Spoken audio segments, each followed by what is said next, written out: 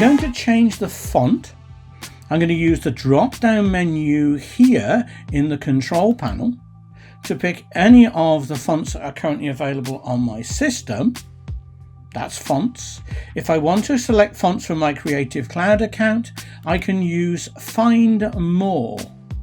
This will then go and find fonts that are available to me from my Creative Cloud account.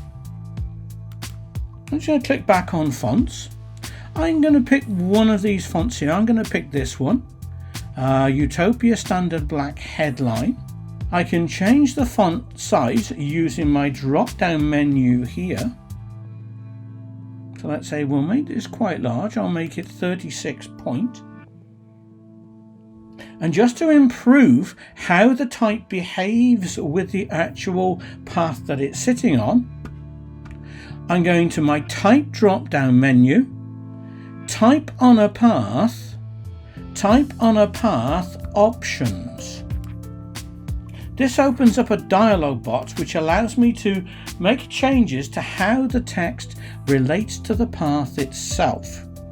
At the moment, the type is sat on the baseline, the bottom of where a capital letter sits. So you can see, for example, that my capital letters sit on the path itself. So I can change the way the type behaves, changing from baseline to descender.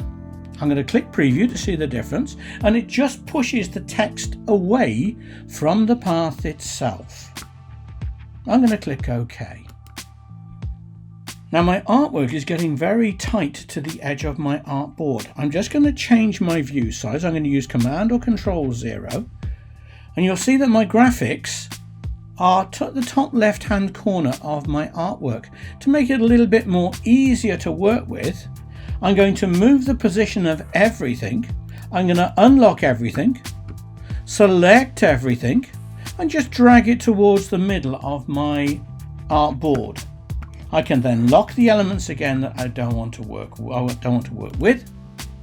And I can also adjust the artboard itself. If I hit the artboard tool, I can actually adjust my artboard to suit the artwork that I'm working on. So even though I may have started out with an A4 board, I can go in and tweak the actual artboard itself. Yeah, I'm happier with that.